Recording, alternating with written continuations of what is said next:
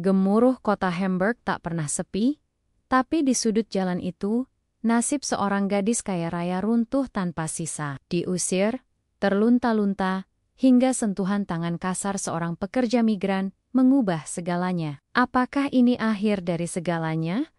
Atau justru awal dari sebuah rahasia yang lebih gelap? Angin musim gugur di Hamburg terasa begitu menusuk, seolah mampu menembus lapisan mantel wall termahal sekalipun. Namun, bagi Lena, dinginnya udara itu tak seberapa dibanding dinginnya lubuk hati. Ia menatap pantulan dirinya di jendela besar butik mewah yang menampilkan manekin berbalut gaun malam gemerlap. Sebuah senyum tipis, pahit, terukir di bibirnya yang pucat. Gaun itu, atau bahkan seluruh toko itu, dulunya mungkin bisa ia miliki hanya dengan satu sentuhan jari pada layar ponselnya. Sekarang, kini, bahkan sekadar memimpikannya pun terasa seperti dosa. 23 tahun hidup dalam kemewahan adalah sebuah kutukan tersembunyi. Sejak lahir, Lena sudah ditakdirkan untuk menjadi pewaris tunggal kerajaan properti ayahnya, Tuan Dharma Wijaya, seorang maestro bisnis yang namanya terukir di puncak piramida ekonomi. Namun hatinya sedingin marmer di lantai lobi gedung-gedung pencakar langit miliknya. Hidup Lena diatur, tiap langkahnya diawasi, setiap keputusannya diintervensi. Sekolah terbaik, guru privat paling elit, les musik, les tari, les bahasa, segala hal yang konon akan menjadikannya sempurna di mata masyarakat. Kilas, namun, di balik itu semua, ia merasa seperti boneka porselen mahal yang dipajang di etalase, indah dipandang, namun rapuh dan tak berdaya.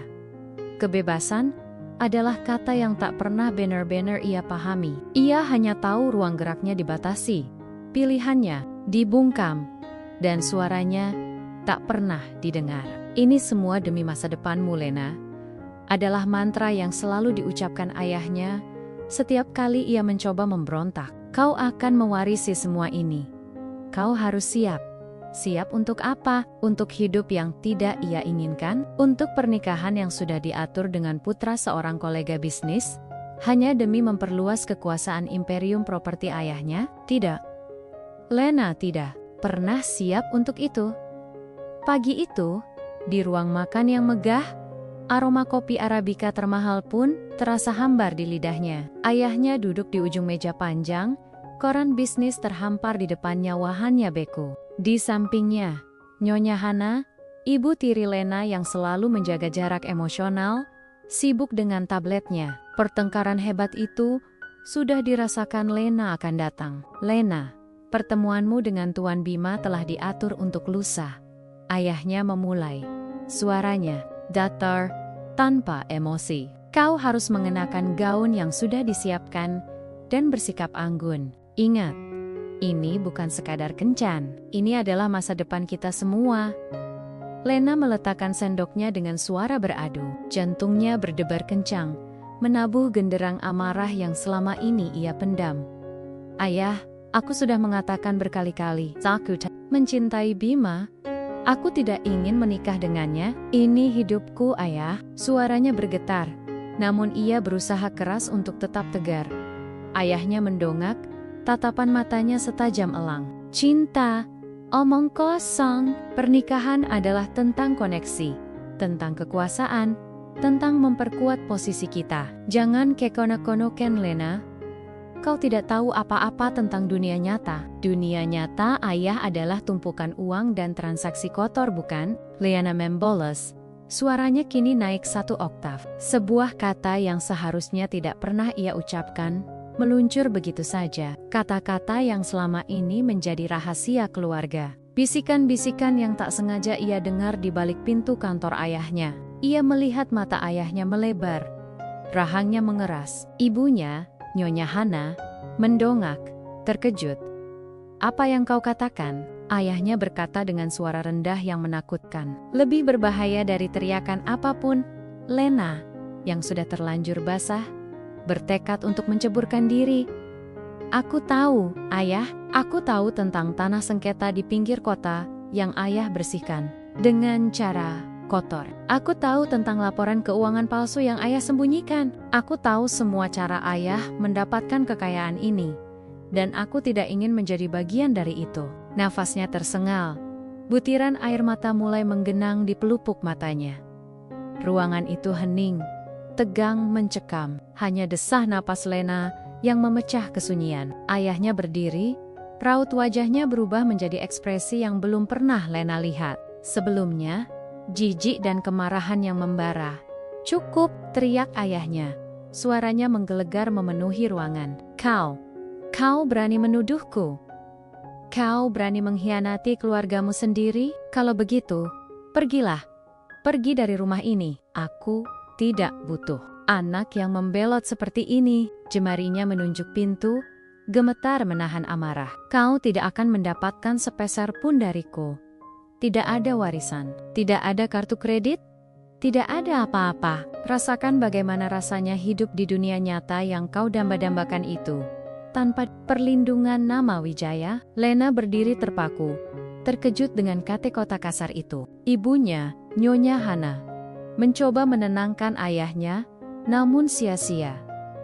Ayah Lena tidak pernah main-main dengan ucapannya. Dalam hitungan menit, Lena diseret keluar dari rumah megah itu oleh 2 satpam besar yang selalu berjaga. Kopernya yang berisi beberapa pakaian dilemparkan begitu saja ke halaman. Ponselnya, dompetnya, semua yang ia miliki disita. Ia hanya mengenakan kemeja tipis dan celana panjang, tanpa jaket. "Kau akan menyesal, Lena!" teriak ayahnya dari balik pintu yang kini tertutup. Rapat, tangisan Lena pecah.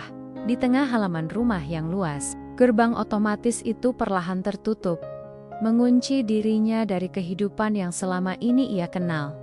Hambuk, ia tidak tahu kemana harus pergi. Ia tidak punya teman dekat yang bisa diandalkan. Selama ini, teman-temannya hanya ada karena status sosialnya. Sekarang, tanpa itu, ia tak ubahnya sebatang kara. Malam itu, Lena berjalan tanpa tujuan di sepanjang jalanan kota yang ramai, namun terasa sepi. Lampu-lampu kota berkedip, mobil-mobil mewah melaju kencang, seolah mengejek penderitaannya. Ia mencoba mencari tempat untuk berteduh, namun setiap sudut terasa asing dan menakutkan. Ia yang terbiasa tidur di kasur empuk dengan selimut sutra, kini harus meringkuk di bangku taman yang dingin, berusaha melawan angin malam yang menusuk tulang. Perutnya keroncongan, tenggorokannya kering. Ia lapar, haus, dan yang terpenting, ia merasa begitu putus asa. Air mata terus mengalir di pipinya, membasahi kemejanya yang tipis. Rasa takut menyelimuti setiap inci tubuhnya. Ia tidak tahu bagaimana harus bertahan. Dunia yang selama ini ia pijak seolah runtuh dalam sekejap mata. Ia merasa seperti anak kecil yang tersesat di hutan belantara. Kesadaran bahwa ia benar-benar sendirian, tanpa perlindungan dan tanpa harapan, menghantamnya telak. Ini bukan lagi drama keluarga yang biasa. Ini adalah pengusiran total, sebuah hukuman yang sangat kejam. Ia memejamkan mata, berharap semua ini hanyalah mimpi buruk. Namun dinginnya udara dan kerasnya bangku taman meyakinkannya bahwa ini adalah kenyataan. Lena Wijaya, putri tunggal sang konglomerat, kini hanyalah seorang gadis tak berdaya yang tersesat di jalanan kota asing. Fajar di Hamburg menyingsing dengan malas, membawa serta embun pagi yang tebal dan hawa dingin yang menusuk. Jam masih menunjukkan pukul 5 pagi. Namun bagi Rendra, ini adalah waktu untuk memulai hari. Rutinitasnya tak pernah berubah, tak peduli cuaca atau hari libur. Sebagai seorang tenaga kerja Indonesia atau TKI, di pabrik perakitan mobil terbesar di kota itu, disiplin adalah kunci untuk bertahan hidup dan mengirim sedikit uang ke kampung halaman. Ia selalu bangga dengan pekerjaannya, sesederhana apapun itu. Setiap baut yang ia pasang, setiap kabel yang ia rangkai, ia lakukan dengan ketelitian dan tanggung jawab penuh. Kualitas adalah segalanya. Begitu prinsipnya. Kontrakannya tak jauh dari pabrik, sebuah kamar kecil yang cukup untuk 1 orang, dengan dapur mini dan kamar mandi di bagian luar yang digunakan bersama beberapa penghuni lain. Tidak mewah, namun bersih dan nyaman. Dindingnya dihiasi foto keluarga di Indonesia, senyum ayah dan ibunya yang renta, serta adiknya yang masih sekolah. Menjadi pengingat mengapa ia jauh dari tanah air. Mereka adalah alasannya bekerja keras, alasannya bertahan di negeri orang. Pagi itu, Rendra bangun lebih awal dari biasanya. Ada perasaan aneh yang menggelayuti hatinya, seolah ada sesuatu yang akan terjadi. Ia mengenakan jaket tebalnya, syal melilit lehernya, dan sarung tangan. Sebelum berangkat, ia memastikan bekal makan siangnya sudah siap. Nasi, lauk sederhana, dan sebotol air mineral. Ia juga membawa termos kecil berisi teh hangat untuk menghangatkan diri di tengah dinginnya udara pagi. Melangkah keluar dari kontrakan, ia melihat jalanan yang masih sepi. Hanya beberapa mobil yang sesekali melintas. Dan sesekali terdengar suara burang-burang yang mulai berkicau. Rendra berjalan menyusuri trotoar yang basah oleh embun, menikmati kesunyian yang menenangkan. Ia berjalan kaki ke pabrik, bukan karena tak punya uang untuk naik bus, melainkan karena ia menyukai momen ini. Momen di mana ia bisa merenung, mempersiapkan diri untuk hari yang akan datang, dan bersyukur atas hidupnya. Saat melintasi sebuah taman kecil yang remang-remang, pandangannya tertumbuk pada sesuatu yang aneh. Di salah satu bangku taman, di bawah pohon ek besar yang daunnya sudah mulai meranggas, terlihat sesosok tubuh meringkuk. Awalnya, ia mengira itu hanya tunawisma biasa yang mencari tempat berlindung. Namun, ada sesuatu yang berbeda. Pak terlihat terlalu bagus untuk tunawisma, meski kusut dan kotor. Dan yang paling menarik perhatian Rendra adalah cara tubuh itu menggigil hebat, bukan hanya karena dingin, melainkan juga karena ketakutan. Rendra melambatkan langkahnya. Ia adalah pria yang jujur dan menjunjung tinggi prinsip tidak mencampuri urusan orang lain jika tidak perlu. Namun, kali ini, nalurinya mengatakan hal yang berbeda. Hatinya tergerak. Ada sesuatu yang sangat salah di sana. Ia melangkah lebih dekat, perlahan, tidak ingin mengagetkan siapapun yang ada di bangku itu. Semakin dekat, ia bisa melihat bahwa itu adalah seorang perempuan muda. Rambutnya pirang gelap, wajahnya pucat pasi dan belepotan debu, dengan bekas air mata kering di pipinya. Matanya terpejam erat, bibirnya membiru, dan seluruh tubuhnya gemetar tak terkendali. Ia tampak sangat kedinginan dan ketakutan. Koper kecil yang kotor tergeletak di sampingnya. "Nona," panggil Rendra pelan. Suaranya lembut, mencoba tidak membuatnya terkejut. Lena, yang sedang terlelap dalam mimpi buruk penuh keputusasaan, tersentak bangun. Matanya langsung terbuka, menatap Rendra dengan pandangan kosong, dipenuhi rasa takut dan curiga. Ia mengerjap beberapa kali, mencoba memahami siapa pria di depannya ini. Pria Asia, dengan seragam kerja pabrik yang rapi, jaket tebal, dan wajah lugu yang tampak ramah. "Siapa kau?" bisik Lena, suaranya serak dan hampir tak terdengar. Ia menegakkan tubuhnya, namun kekuatannya tak ada. "Saya Rendra," jawab Rendra, sedikit membungkuk. "Saya melihat Anda di sini, sendirian, dan sepertinya Anda tidak baik-baik saja." Ia melihat Lena menggigil hebat. "Anda kedinginan. Apa yang terjadi?" Lena diam. Tatapannya masih penuh curiga. Ia terbiasa dengan orang-orang yang mendekatinya karena uang atau statusnya, bukan karena kepedulian tulus. Pikiran pertamanya adalah, apakah pria ini akan mengambil apa yang tersisa darinya? Tapi ia tidak punya apa-apa lagi. Saya tersesat?" Lena berbohong. Sebagian, ia tidak bisa menceritakan. Kisah pengusirannya kepada orang asing terlalu memalukan. Rendra mengangguk pelan, memahami bahwa mungkin ada cerita yang lebih dalam, namun ia tidak mendesak. "Hamburg bisa sangat dingin di pagi hari. Anda bisa sakit jika terus di sini." Ia melihat jam tangannya. "Saya harus segera ke pabrik. Tapi Anda butuh bantuan." Ia berpikir sejenak. Ia punya sedikit waktu, Sebelum shiftnya dimulai, ia tidak bisa meninggalkan wanita muda ini sendirian dalam keadaan seperti ini. Naluri kemanusiaannya jauh lebih kuat daripada desakan untuk tepat waktu. Bagaimana kalau Anda ikut saya ke tempat saya? Setidaknya, Anda bisa menghangatkan diri, minum sesuatu yang hangat, sebelum saya berangkat kerja. Rendra menawarkan. Tatapan matanya tulus. Saya tidak bermaksud buruk, hanya ingin membantu.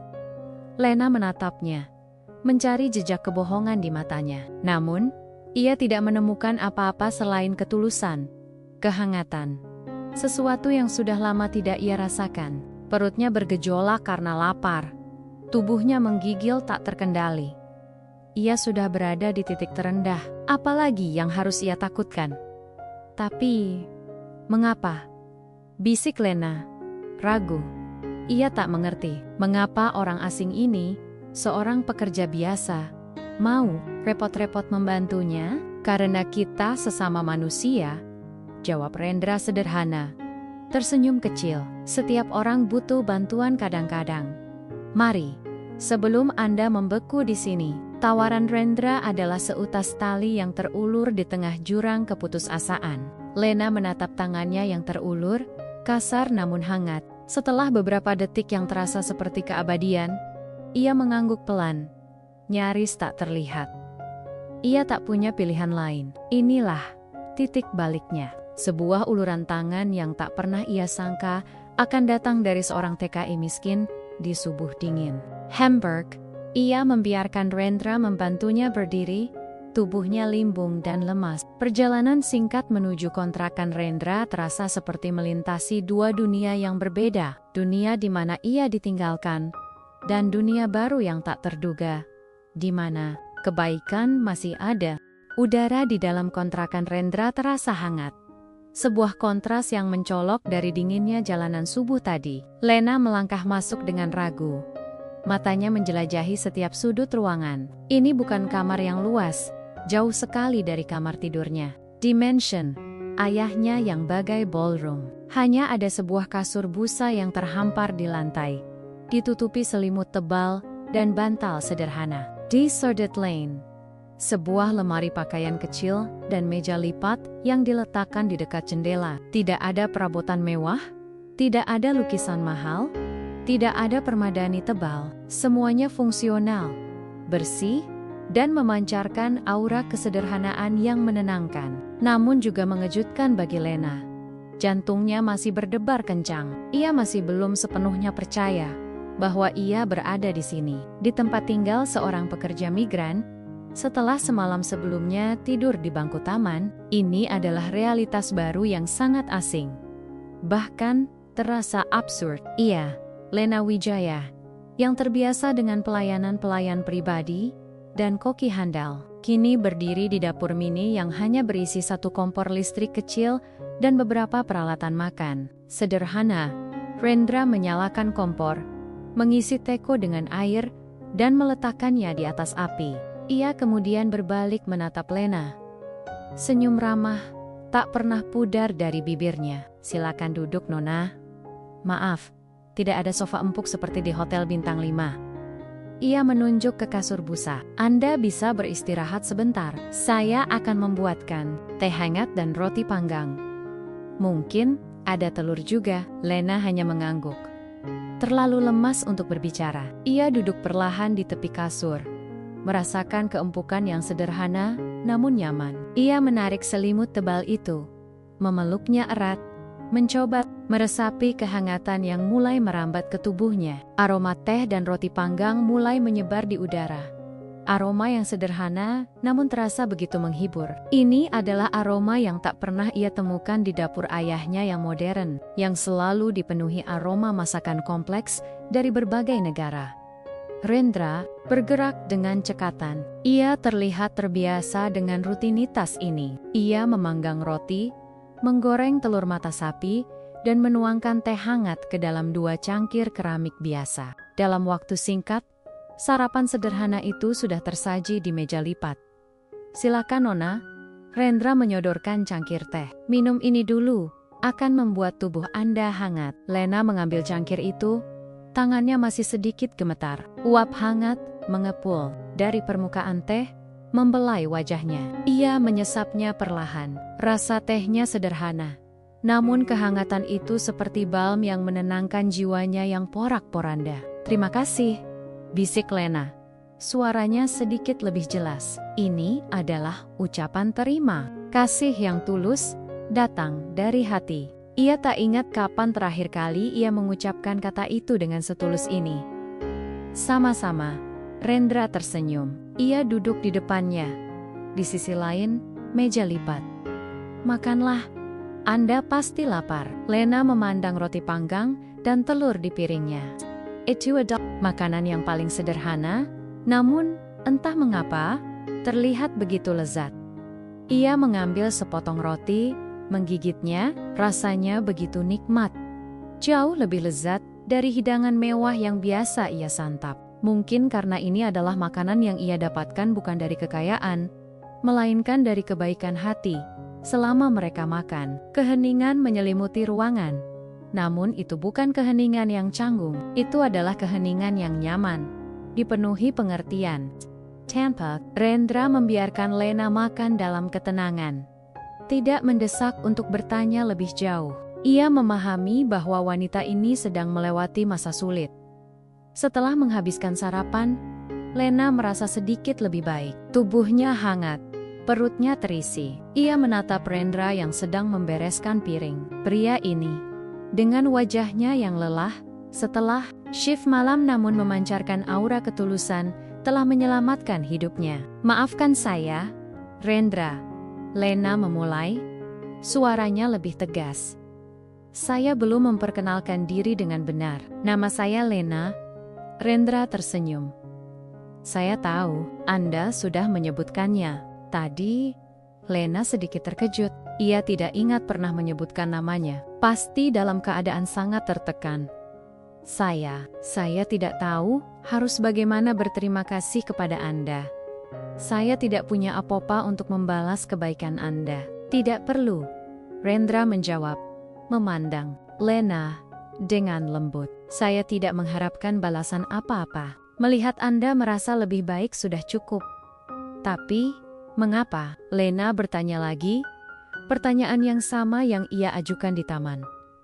"Mengapa Anda mau menolong saya? Anda tidak mengenal saya bahkan tidak punya uang." Rendra meletakkan piring bersih di rak. Ia berbalik, menatap Lena lekat-lekat. "Di dunia ini, Nona Lena, ada banyak hal yang lebih berharga dari uang. Kebaikan, rasa saling peduli, dan kemanusiaan. Saya melihat Anda membutuhkan bantuan, dan saya bisa membantu. Itu saja. Tidak ada alasan lain." Liana tersaneng. Kata-kata sederhana itu menamparnya. Selama ini, seluruh hidupnya diatur oleh uang. Nilai seseorang diukur dari seberapa banyak hartanya. Persahabatan dibangun di atas koneksi bisnis. Cinta dianggap sebagai komoditas. Dan kini, seorang pria yang tidak memiliki apa-apa selain kebaikan hati, mengajarkan kepadanya pelajaran yang paling fundamental tentang arti hidup. AI merasa malu, namun juga lega. Saya diusir dari rumah," Lena akhirnya mengakui. Suaranya pelan, matanya menatap lantai. "Ayah saya, ia mengusir saya dan mengambil semua yang saya punya." Rendra mengangguk pelan. Ia sudah menduga ada hal besar di balik keberadaan Lena di jalanan. "Saya turut prihatin mendengarnya. Tapi, Anda aman di sini." Untuk sementara, ia melirik jam tangannya. "Saya harus segera berangkat kerja. Shift pagi saya akan dimulai. Anda bisa tetap di sini." "Tidak apa-apa. Ada makanan di lemari es. Anda bisa beristirahat. Kuncinya saya letakkan di dekat pintu. Kalau ada apa-apa, jangan ragu untuk menelepon saya. Nomor saya ada di sana." Ia menuliskan nomor teleponnya di secari kertas dan menaruhnya di meja. "Rendra." Lena mendongak, matanya berkaca-kaca. Terima kasih banyak." Rendra tersenyum. "Tidak masalah. Istirahatlah. Sampai nanti sore." Ia mengambil tasnya, mengenakan jaket, dan melangkah keluar, meninggalkan Lena sendirian di dalam kontrakan sederhana itu. Lena menatap pintu yang tertutup di belakang Rendra. Ia sendirian. Namun untuk pertama kalinya dalam waktu yang sangat lama, ia tidak merasa kesepian. Ia merasa aman. Di kamar sederhana ini, jauh dari gemerlap kemewahan yang palsu, ia menemukan ketenangan dan kehangatan yang tak pernah ia rasakan di rumah besarnya. Aroma kopi yang masih samar tercium di udara, seolah menjadi pengingat akan kebaikan hati yang baru saja ia temukan. Ini adalah awal dari sebuah babak baru dalam hidupnya. Babak yang akan mengajarkan kepadanya pelajaran berharga tentang kemanusiaan dan arti sebenarnya dari kebebasan. Ia bertekad untuk tidak menonayoken kesempatan kedua. Ini malam tiba di Hamburg, membawa serta dingin yang menusuk. Lena duduk di kasur busa, menatap keluar jendela kecil. Lampu-lampu kota mulai menyala, berkelip seperti KUNANG kunung di kejauhan. Kehidupan Rendra, dan kini kehidupannya terasa begitu jauh dari hingar-bingar pusat kota yang gemerlap, tempat ayahnya menjalankan imperium bisnisnya. Lena menghabiskan hari itu dengan merenung, mencoba mencerna semua yang terjadi. Ia berjalan berkeliling di dalam kontrakan kecil itu, memperhatikan setiap detail. Pakaian Rendra yang tertata rapi di lemari, buku-buku sederhana yang berjajar di rak, dan beberapa perkakas kerjanya yang tersimpan apik, semua memancarkan kerapian dan disiplin. Ketika Rendra pulang di sore hari, wajahnya terlihat lelah, namun senyumnya tak lekang. "Bagaimana hari Anda, Lena?" sapanya ramah. "Baik, Rendra," jawab Lena, merasa sedikit canggung. "Saya sudah makan siang dengan bekal yang Anda tinggalkan." "Baguslah," Rendra mengangguk. "Jangan sungkan, anggap saja rumah sendiri, meskipun kecil." Ia meletakkan tas kerjanya di sudut, melepas jaket, dan langsung menuju dapur mini. Lena merasa tidak enak. Ia telah menumpang seharian penuh, dan Rendra kini pulang dalam keadaan lelah. Ia harus melakukan sesuatu. "Rendra, apa yang bisa saya bantu?" tanyanya, mendekati dapur. Rendra menoleh, terkejut. "Tidak perlu, Lena. Anda istirahat saja." "Tadi," Liana bersikeras, "saya harus melakukan sesuatu. Saya tidak bisa terus-menerus menumpang. Biarkan saya membantu memasak atau mencuci piring." Rendra tersenyum melihat tekad Lena. "Baiklah, kalau begitu, Anda bisa bantu saya menyiapkan sayuran. Saya akan memasak sup." Lena mengangguk semangat. Ia mengambil pisau dan beberapa wortel dari keranjang. Namun, ia segera menyadari bahwa mengupas dan memotong sayuran bukanlah hal yang mudah. Selama ini, ia tak pernah memegang pisau dapur. Itu selalu dilakukan oleh para koki. Jari-jarinya terasa canggung. Gerakannya kaku. Beberapa kali, wortelnya terlepas dari genggaman, dan irisan yang ia buat tidak beraturan. Rendra melihat kesulitan Lena. Ia mendekat, tangannya dengan lembut menuntun tangan Lena yang memegang pisau. "Begini, Lena, pegang pisaunya seperti ini, dan gerakan dengan perlahan, jangan terburu-buru." Suaranya sabar dan menenangkan. Lena merasakan kehangatan tangan Rendra menuntunnya. Sebuah sensasi baru. Ia belum pernah disentuh dengan kelembutan seperti ini. Bukan sentuhan yang penuh perhitungan, seperti dari para guru les, atau dari calon tunangannya yang kaku. Perlahan, dengan bimbingan Rendra, Lena mulai bisa mengupas wortel dan memotongnya. Meskipun masih belum sempurna, pelan-pelan saja, Rendra berkata, "Semua butuh proses. Anda akan terbiasa." Selama beberapa hari berikutnya, Rendra dengan sabar mengajari Lena berbagai hal. Dari cara mencuci pakaian dengan tangan, sesuatu yang belum pernah ia lakukan, karena selalu ada mesin cuci dan pengering canggih. Bahkan jasa laundry premium, hingga membersihkan kamar mandi. Lena sering melakukan kesalahan. Ia menggunakan terlalu banyak sabun cuci, membuat seluruh cucian dipenuhi busa tebal yang sulit dibilas. Ia juga pernah menjatuhkan piring, memecahkannya. Namun, Rendra tidak pernah marah. Ia hanya tersenyum dan berkata, tidak apa-apa.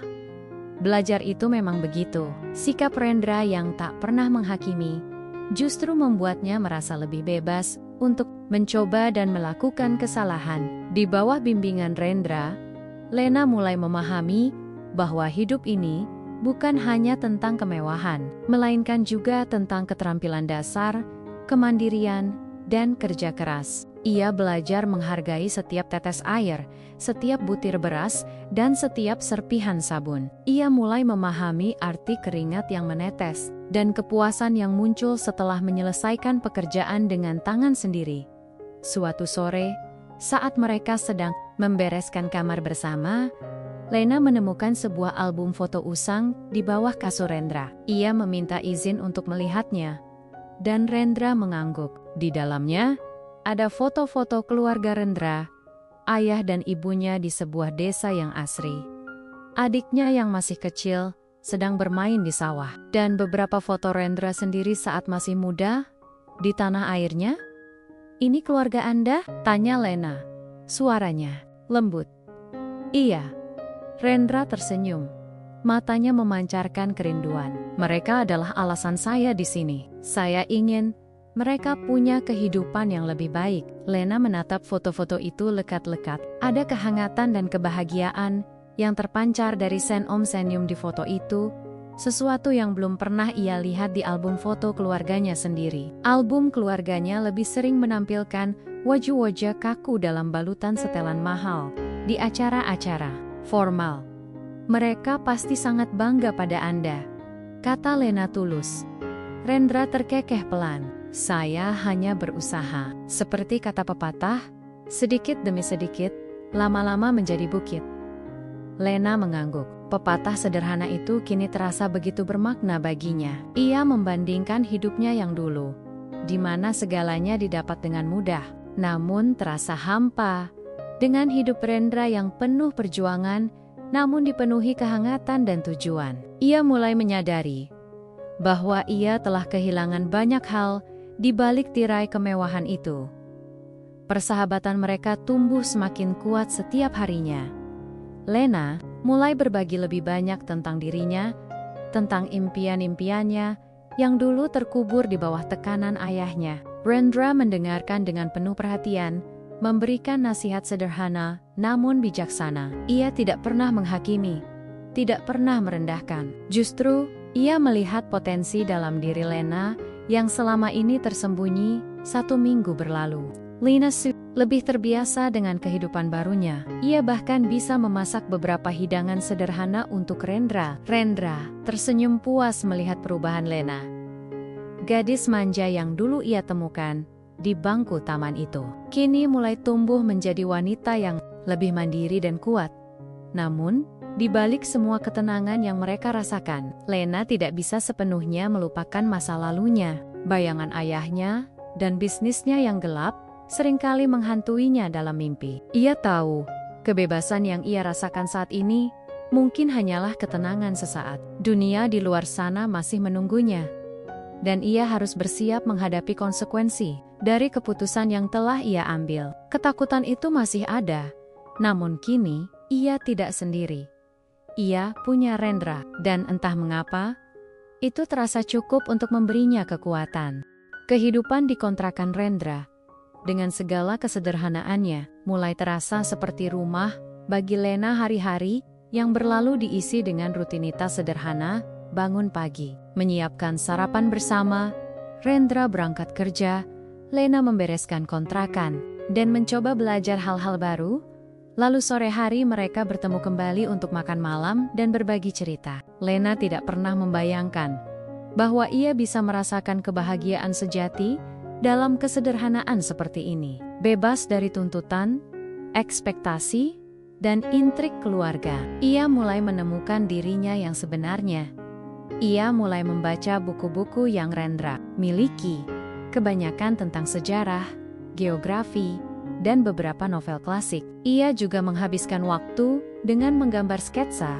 Dulu, ia menyukai seni, namun ayahnya selalu menekankan bahwa seni hanyalah hobi tak berguna yang tidak akan menghasilkan uang. Kini, dengan pensil dan kertas sederhana, ia bisa menuangkan segala emosinya, perasaan lega, ketakutan, dan harapan yang baru tumbuh. Gambar-gambar itu menjadi cerminan jiwanya yang perlahan pulih. Rendra selalu mendukungnya. "Gambar-gambar Anda bagus sekali, Lena," pujinya suatu kali saat melihat sketsa lanskap Hamburg yang dibuat Lena dari jendela. "Anda punya bakat." Pujian tulus itu tanpa embel-embel dan pamrih terasa begitu berbeda dari pujian-pujian palsu yang dulu sering ia terima. Namun, di tengah ketenangan yang baru ia temukan, bayangan masa lalu tak henti-henti ia mengintai, mulai memperhatikan hal-hal kecil yang membuatnya resah. Sesekali, ia melihat mobil-mobil mewah yang mencurigakan melintas di sekitar area kontrakan Rendra, berputar beberapa kali sebelum menghilang. Ia juga merasa seperti ada yang mengawasinya ketika ia pergi ke toko kelontong di dekat sana. Padahal, ia selalu mengenakan pakaian sederhana yang jauh dari kesan glamor. Keresahan itu memuncak suatu malam. Setelah mereka selesai makan malam, Rendra melihat Lena terlihat melamun dan gelisah. "Ada apa, Lena? Anda terlihat khawatir," tanyanya lembut. Lena ragu sejenak, lalu memutuskan untuk berbagi. Ia sudah terlalu lama menyembunyikan sebagian besar ceritanya. "Rendra, saya rasa ada yang mencari saya." Rendra menatapnya dengan serius. "Siapa?" "Ayah." "Saya?" jawab Lena. Suaranya bergetar. "Saya yakin itu orang-orang suruhannya. Saya melihat beberapa mobil mencurigakan di sekitar sini. Dan saya merasa ada yang mengikuti saya saat saya pergi ke toko." Rendra mengernyitkan dahi. "Mengapa ayah Anda akan mencarinya setelah mengusir Anda? Apakah ada sesuatu yang lebih dari sekadar pertengkaran keluarga?"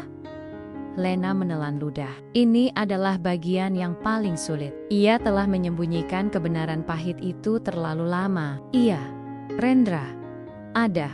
Saya tidak diusir hanya karena tidak mau menikah dengan pria pilihan ayah. Itu hanya puncaknya." Ia menghela napas panjang, mencoba menenangkan dirinya. "Ayah saya, dia tidak hanya seorang pengusaha properti. Ada praktik-praktik ilegal dalam bisnisnya, pencucian uang, penggelapan pajak, dan saya pernah mendengar mereka berbicara tentang pemindahan aset secara paksa dari toni tanah yang bermasalah." Rendra mendengarkan dengan saksama. Wajahnya menunjukkan keterkejutan yang jelas. "Jadi, Anda tahu tentang itu?" Lena mengangguk. Matanya berkaca-kaca. "Tidak semuanya, tapi cukup untuk membuat saya ketakutan. Saya tidak sengaja mendengar beberapa percakapan, melihat beberapa dokumen mencurigakan. Saya mencoba menentangnya." "Rendra, saya mencoba membuat ayah berhenti. Tapi dia tidak mendengarkan. Dia hanya bilang, saya tidak tahu apa-apa dan harus ikut saja." "Lalu, apa hubungannya dengan pengusiran Anda?" tanya Rendra, mencoba memahami benang merahnya. "Beberapa hari sebelum saya diusir, ayah meminta saya untuk menandatangani beberapa dokumen penting yang terkait dengan transfer kepemilikan aset. Dia bilang, itu hanya formalitas untuk masa depan saya sebagai pewaris.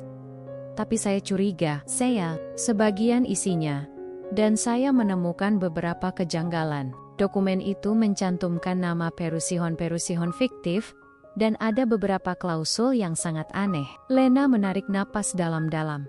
"Saya menolak menandatanganinya. Saya bilang saya tidak akan menjadi bagian dari bisnis kotornya." Saat itulah, dia meledak. Dia mengusir saya, mengambil semua yang saya punya, dan mengancam akan menghancurkan hidup saya jika saya berani bicara. Rendra menatap Lena dengan tatapan prihatin. Ia tidak menyangka cerita di balik pengusiran Lena begitu kelam dan berbahaya. Ini bukan sekadar drama keluarga kaya. Ini adalah intrik kriminal yang bisa mengancam nyawa. Jadi, dia mencari Anda karena Anda mengetahui rahasianya, dan dia takut Anda akan mengungkapkannya. Rendra menyimpulkan, suaranya pelan. Lena mengangguk, air mata menetes di pipinya. "Saya tidak tahu harus berbuat apa, Rendra. Saya tidak punya siapa-siapa. Saya tidak punya bukti kuat. Saya tidak tahu harus percaya siapa. Rendra meraih tangan Lena, menggenggamnya erat. Anda tidak sendiri, Lena. Anda punya saya. Saya akan melindungi Anda. Kita akan mencari tahu apa yang harus kita lakukan. Kehangatan tangannya menenangkan Lena. Untuk pertama kalinya, ia merasa tidak sendiri dalam menghadapi badai ini. Tapi, ini berbahaya, Rendra. Ayah saya punya banyak orang, mereka tidak akan segan-segan melakukan apa saja, kata Lena. Suaranya bergetar. Saya tahu, jawab Rendra tegas, matanya memancarkan keteguhan hati. Tapi saya tidak bisa membiarkan Anda menghadapi ini sendirian. Kita akan mencari cara.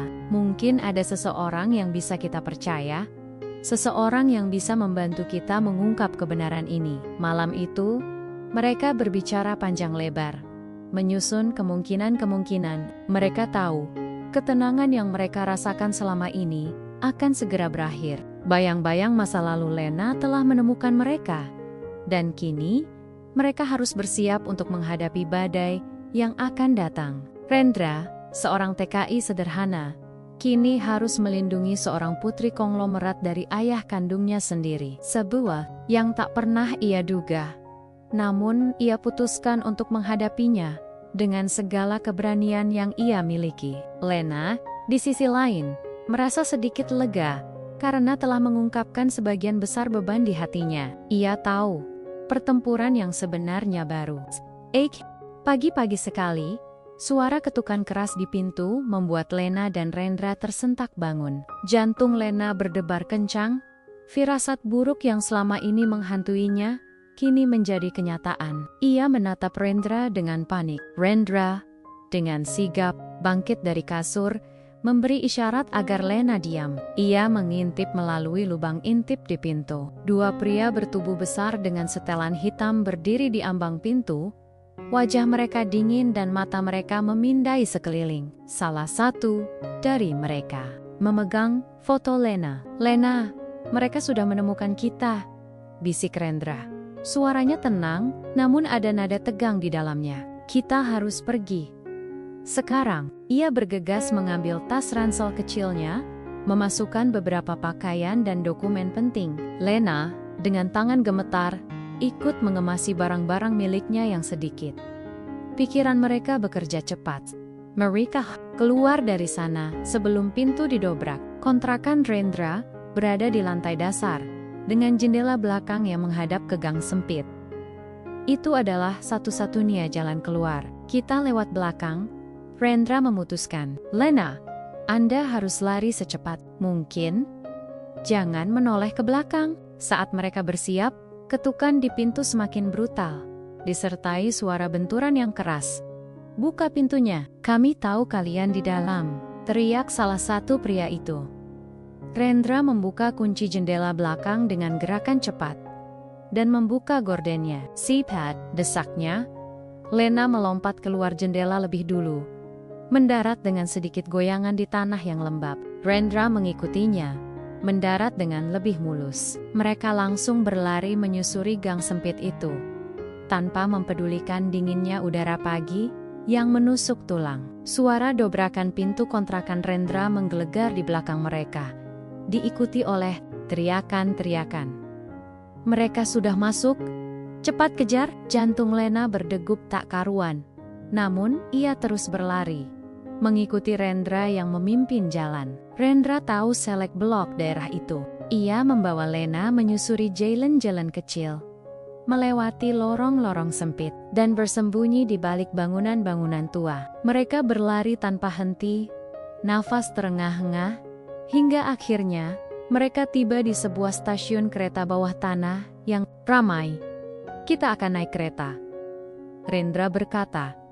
Suaranya masih sedikit terengah-engah. Mereka tidak akan bisa mengejar kita di sini. Mereka bergabung dengan kerumunan penumpang yang padat, berharap bisa tersamarkan. Di dalam kereta, Rendra, Lena ke sebuah sudut yang lebih sepi. Wajah Lena pucat pasi, namun matanya memancarkan tekad. Pengalaman ini telah menguji batas ketakutannya. Namun ia juga menemukan keberanian yang selama ini tersembunyi. Rendra, saya harus memberitahu Anda lebih banyak. Lena berbisik. Suaranya nyaris tak terdengar di tengah kebisingan kereta. Dia bukan hanya melakukan pencucian uang, dia juga terlibat dalam perdagangan manusia. Rendra terkejut, matanya melebar tak percaya. Informasi ini jauh lebih gelap dari yang ia bayangkan. Apa? Saya tidak punya detail lengkapnya. Lena menjelaskan.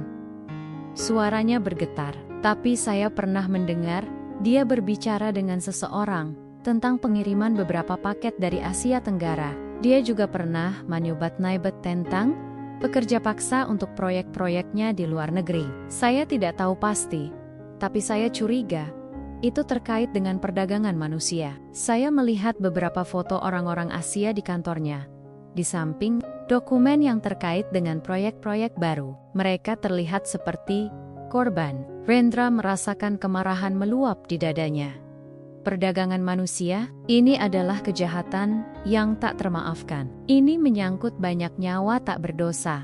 Mungkin termasuk orang-orang dari tanah airnya sendiri. Dan itu alasan utama ayah mengusir Anda? Tanya Rendra, suaranya rendah.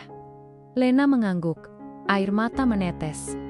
Saya rasa begitu. Saya mungkin terlalu banyak mendengar atau melihat. Dia mungkin khawatir saya akan mengungkapkannya. Dia selalu sangat paranoid tentang siapapun yang tahu rahasianya. Kini, Rendra memahami mengapa ayah Lena begitu putus asa untuk menemukannya dan membungkamnya. Lena bukan hanya seorang saksi. Ia adalah potensi ancaman yang bisa menghancurkan seluruh kerajaan kriminal ayahnya. Kita tidak bisa membiarkan ini. Lena, Rendra berkata. Suaranya tegas. Kita harus menghentikan ayahanda. Ini bukan hanya tentang Anda lagi. Ini tentang orang-orang tak berdosa yang menjadi korbannya. Tapi bagaimana Rendra? Lena bertanya, putus asa. Saya tidak punya bukti konkret. Saya hanya punya dugaan dan ingatan-ingatan yang samar. Dan dia punya kekuasaan, uang, dan orang-orang jahat di sekelilingnya. Rendra terdiam. Berpikir keras, mereka membutuhkan bantuan. Bantuan dari pihak yang berwenang. Atau seseorang yang memiliki pengaruh. Tapi siapa yang bisa mereka percaya? Mereka adalah orang asing di kota ini. Dan Lena sendiri tidak memiliki akses ke jaringan yang bersih. Tiba-tiba, Rendra teringat sesuatu. Ada seorang kenalan lamanya, seorang jurnalis investigasi dari Indonesia yang pernah meliput kasus serupa. Beberapa tahun lalu, pria itu kini bekerja untuk sebuah lembaga berita internasional di Eropa. Ia adalah orang yang berintegritas dan tak kenal takut. Saya punya ide. Rendra menatap Lena. Saya kenal seorang jurnalis investigasi. Dia sangat berpengalaman dalam kasus-kasus seperti ini. Dia mungkin bisa membantu kita. Lena menatapnya dengan harapan. Jurnalis? Apakah kita bisa mempercayainya? Dia orang baik. Rendra meyakinkan. Dia pernah membantu kasus-kasus serupa di masa lalu. Tapi, kita harus berhati-hati. Kita tidak bisa langsung menemuinya begitu saja. Kita harus menyiapkan bukti, atau setidaknya cerita yang sangat kuat. Mereka berdua tahu bahwa keputusan ini sangat berisiko. Menyerahkan informasi tentang ayah Lena kepada seorang jurnalis, berarti mereka akan menghadapi pertempuran yang jauh lebih besar. Tapi, ini adalah satu-satunya cara untuk menghentikan kejahatan yang mengerikan itu dan mencari keadilan bagi para korban. Lena merasakan campuran ketakutan dan tekad yang kuat. Ia tidak ingin lagi menjadi boneka yang dimanfaatkan. Ia ingin berjuang untuk dirinya sendiri dan untuk orang lain. Ancaman yang mendekat ini, meskipun menakutkan, telah memberinya tujuan baru, menghentikan ayahnya, sekali, dan untuk selamanya. Setelah berdiskusi panjang lebar di kereta, Rendra dan Lena memutuskan untuk bergerak menuju sebuah apartemen kecil, milik seorang teman lama. Rendra, yang sedang pulang kampung. Tempat itu kosong, aman untuk sementara, dan jauh dari area kontrakan. Rendra. Mereka tiba di sana saat sore menjelang. Hati-hati memastikan tidak ada yang membuntuti. Apartemen itu sederhana, namun bersih, dan terasa seperti surga setelah pelarian yang mendebarkan. Rendra menghubungi temannya, menjelaskan situasi singkat tanpa menyebut nama Lena secara detail. Temannya, seorang pria baik hati, setuju untuk meminjamkan kunci selama beberapa hari. Di dalam apartemen, mereka membuat rencana. Mereka akan menghubungi jurnalis investigasi itu besok pagi. Namun, malam itu, Lena merasa gelisah. Ia tidak bisa berhenti memikirkan ayahnya dan betapa liciknya pria itu. Rendra, Lena memulai. Saya rasa ayah tidak akan menyerah begitu saja. Dia akan mencari kita. Dan dia akan semakin agresif. Rendra mengangguk setuju. Kita harus tetap waspada. Belum sempat mereka merencanakan apa-apa, sebuah suara dering ponsel yang asing terdengar. Lena menatap ponsel murah yang Rendra beli untuknya 2 hari lalu. Hanya untuk keperluan darurat. Nomor yang tidak dikenal. Jangan angkat. Rendra berbisik, namun Lena sudah menggeser tombol hijau. Lena, suara yang familiar, dingin, dan penuh ancaman, mengalir dari speaker ponsel. Itu suara salah satu anak buah ayahnya, pria berbadan besar, dengan bekas luka di pipi. Kami tahu, kau di mana? Sperhenti, Larry, kembali saja ke sini. Semuanya akan baik-baik saja. Nafas Lena tercekat. Bagaimana kalian tahu? Kau tidak bisa bersembunyi dari Tuan Dharma. Suara itu mengejek. Kami tahu, kau bersama TKI itu. Menyerahlah. Atau dia yang akan menanggung akibatnya. Lena menatap Rendra dengan mata terbelalak. Mereka telah terlacak. Ini jauh lebih cepat dari yang mereka duga. Kita harus pergi, Rendra, serunya. Bagaimana mereka bisa tahu? Rendra bertanya. Tangannya meraih lengan Lena, bersiap untuk bergerak. Saya tidak tahu, tapi mereka tahu, Lena menjawab panik.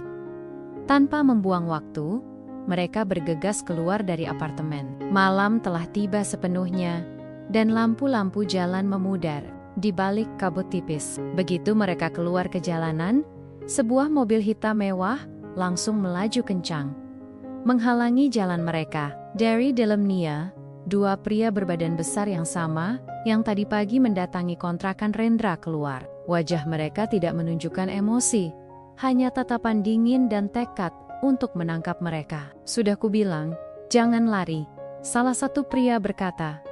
Suaranya datar. Lari, Lena, teriak Rendra, mendorong Lena ke belakangnya. Mereka berdua lari sekuat tenaga, menyusuri jalanan yang gelap dan sepi. Pria-pria itu mengejar di belakang mereka. Langkah kaki mereka terdengar berat dan mengancam. Jantung Lena berdebar kencang, memacu adrenalin di seluruh tubuhnya. Ia tidak lagi peduli pada rasa takut. Yang ada hanyalah tekad untuk melarikan diri. Rendra, yang sangat mengenal Hamburg, memimpin jalan. Ia membawa Lena memasuki labirin gang-gang sempit di belakang deretan bangunan tua, melompati pagar rendah, dan menyelinap melalui sela-sela di antara kontainer sampah. Pria-pria itu kesulitan mengikuti mereka di medan yang tidak rata ini. Kemana kita akan pergi? Lena terengah-engah, paru-parunya terasa terbakar. Ke tempat yang paling tidak mereka duga. Jawab Rendra. Pabrik, ada bagian yang jarang dilewati. Kita bisa bersembunyi di sana. Mereka terus berlari, menyusuri jalanan dan geng-geng yang semakin sempit. Dari Keohan. Mereka bisa mendengar suara langkah kaki para pengejar yang semakin mendekat. Rendra melirik ke belakang. Salah satu pria itu, yang terlihat lebih atletis, berhasil mendekat. Tiba-tiba, Rendra berbelok tajam ke sebuah gang buntu. Lena terkejut.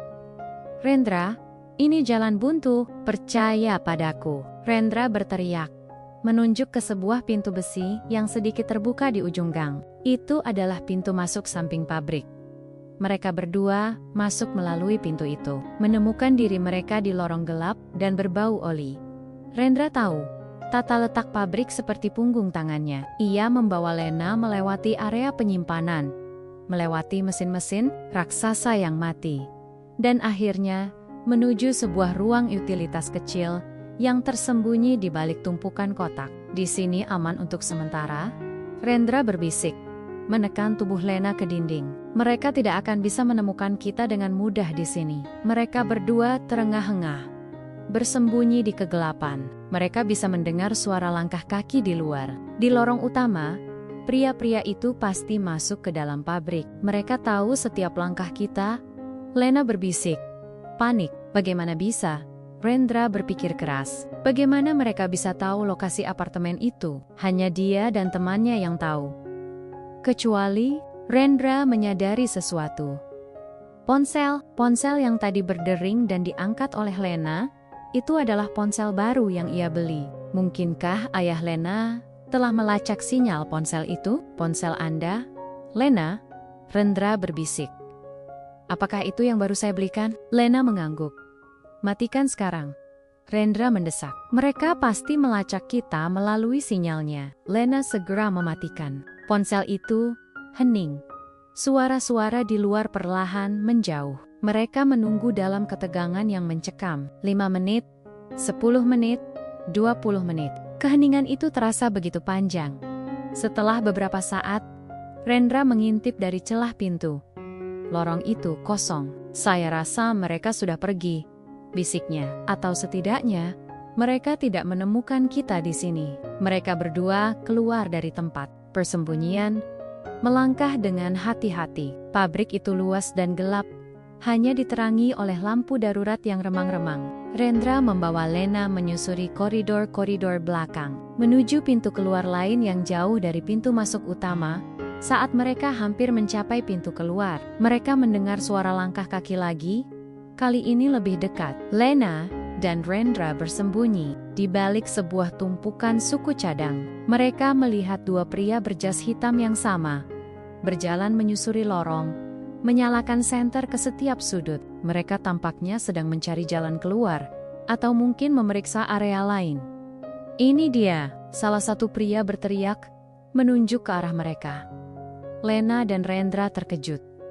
Mereka harus lari lagi. Rendra meraih sebuah pipa besi kecil yang tergeletak di lantai. Ia tidak berniat melukai siapapun, tapi ia harus melindungi Lena.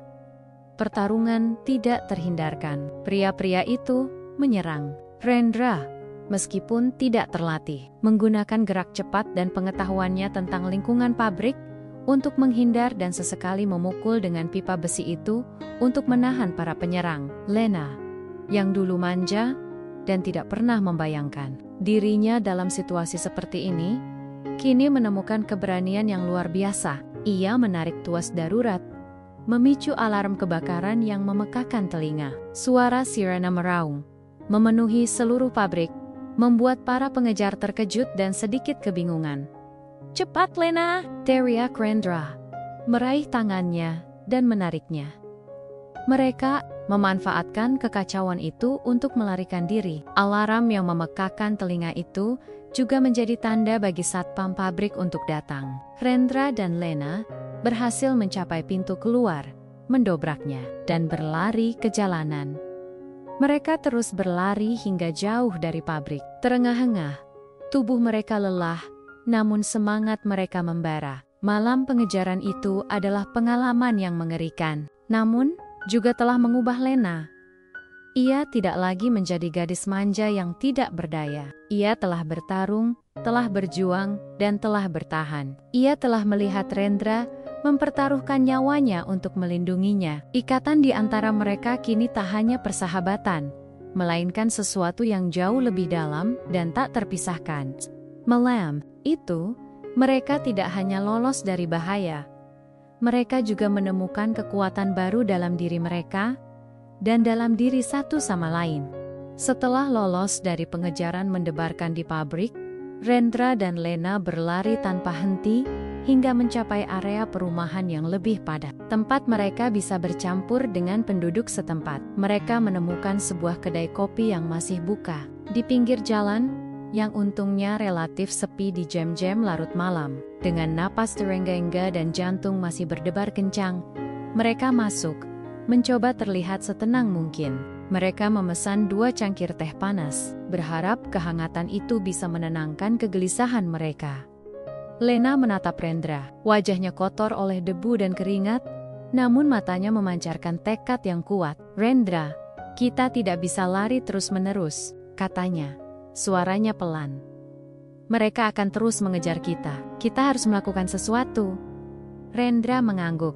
Saya setuju. Kita harus menghubungi jurnalis itu. Sekarang, ia mengeluarkan ponsel lamanya, yang beruntungnya tidak dilacak, dan mencari kontak jurnalis yang ia kenal, bernama Hendra.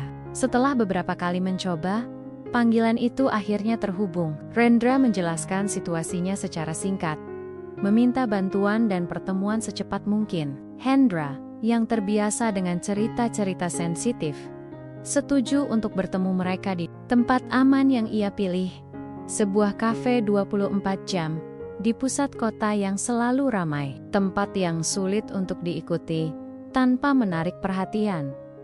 Mereka tiba di kafe itu sekitar pukul 1 dini hari. Hendra sudah menunggu di sebuah meja sudut, memegang secangkir kopi. Pria itu berusia sekitar 40-an, dengan rambut beruban tipis, dan tatapan mata yang tajam, namun juga penuh empati. Rendra memperkenalkan Lena. Jadi, Anda adalah putri Tuan Dharma Wijaya? Hendra memulai, menatap Lena dengan seksama. Ini berita besar. Lena mengangguk. Saya punya informasi tentang kejahatan ayah saya. Perdagangan manusia, pencucian uang, dan saya yakin dia akan melakukan apa saja untuk membungkam saya. Hendra mendengarkan dengan serius saat Lena menceritakan semua yang ia ketahui. Dari percakapan yang tak sengaja ia dengar, dokumen yang mencurigakan, hingga foto-foto korban yang ia lihat. Lena juga menceritakan bagaimana ia diusir dan bagaimana Rendra menyelamatkannya. Dan saya bersaksi, Tuan Hendra. Rendra menambahkan, saya melihat sendiri bagaimana anak buahnya mengejar kami. Mereka tidak main-main. Nona Lena dalam bahaya. Serius. Hendra mencatat setiap detail dengan teliti. Ini adalah tuduhan yang sangat serius, Nona Lena. Apakah Anda punya bukti fisik? Lena menggelengkan kepala. Tidak ada lagi, semuanya ada di rumah. Tapi saya ingat beberapa nama perusahaan fiktif dan beberapa lokasi proyek yang mencurigakan. Ia kemudian mengingat sesuatu. Di mobil ayah, ada sebuah kotak kecil di bawah jok belakang. Itu tempat dia menyimpan flash drive rahasianya. Saya pernah melihatnya sekali. Mungkin ada sesuatu di sana. Hendra terdiam, berpikir. Itu risiko besar. Kembali ke sarang singa. Saya tahu. Lena menjawab. Tatapannya tegas. Tapi jika itu bisa menjadi bukti yang kuat, saya harus melakukannya. Saya tidak bisa membiarkan ayah terus berkuasa dengan kejahatan seperti itu. Saya tidak ingin hidup saya terus dihantui ketakutan dan rasa bersalah. Rendra menatap Lena dengan kagum.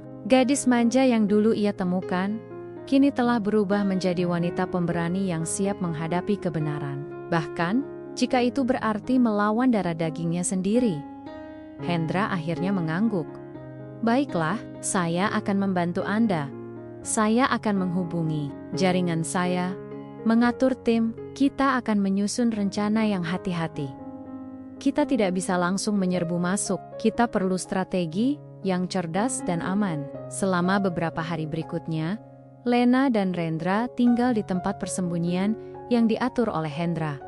Sebuah apartemen aman di pinggiran kota. Hendra bekerja siang dan malam, menghubungi kontak-kontak rahasianya di kepolisian internasional dan beberapa lembaga anti-perdagangan manusia. Ia juga menyusun rencana untuk mendapatkan flash drive itu. Pilihan itu adalah keputusan yang sangat berat bagi Lena. Menyerahkan ayahnya sendiri kepada hukum adalah sebuah dilema moral yang mendalam. Itu berarti ia akan menghancurkan keluarganya, nama baiknya, dan mungkin menghadapi konsekuensi sosial yang besar. Namun, di sisi lain, jika ia diam, kejahatan ayahnya akan terus berlanjut. Merenggut lebih banyak nyawa tak berdosa, Rendra selalu, di sisinya, memberikan dukungan penuh. Apapun keputusan Anda, Lena, saya akan mendukungnya. Katanya suatu sore, saat Lena terlihat murung. Tapi ingat, kebenaran dan keadilan selalu lebih penting dari kekayaan dan nama baik palsu. Kata-kata Rendra menguatkan hati Lena. Ia memejamkan mata, membayangkan wajah-wajah para korban yang mungkin ia lihat dalam foto-foto di kantor ayahnya. Ia tidak bisa diam. Ia tidak bisa hidup dengan beban itu di pundaknya. Akhirnya, dengan bantuan Hendra dan timnya, sebuah rencana disusun. Mereka akan mencoba masuk ke garasi mansion ayah Lena saat dini hari, mengambil flash drive dari mobilnya, dan melarikan diri tanpa menarik perhatian. Operasi itu akan melibatkan beberapa anggota tim. Hendra yang terlatih, dan Lena akan menjadi pemandu. Rendra bersikeras untuk ikut, tidak mau meninggalkan Lena sendirian dalam bahaya. Pada malam yang telah ditentukan, mereka bergerak dalam kegelapan. Lena, yang kini jauh lebih tenang dan fokus, memimpin jalan. Ia tahu setiap sudut mansion itu, setiap kamera pengawas, setiap kebiasaan satpam. Dengan koordinasi yang sempurna dari Hendra, mereka berhasil menyelinap masuk ke garasi. Jantung Lena berdebar kencang saat ia mendekati mobil ayahnya, sebuah sedan mewah berwarna hitam. Dengan tangan gemetar, ia membuka pintu mobil dan merogoh ke bawah jok belakang. Jari-jarinya menyentuh sesuatu yang kecil dan keras. Flash drive itu ada di sana. Ia meraihnya dan langsung menyerahkannya kepada Rendra. Rendra menyimpannya dengan aman. Mereka segera mundur, keluar dari garasi tanpa terdeteksi. Misi berhasil. Mereka telah mendapatkan bukti.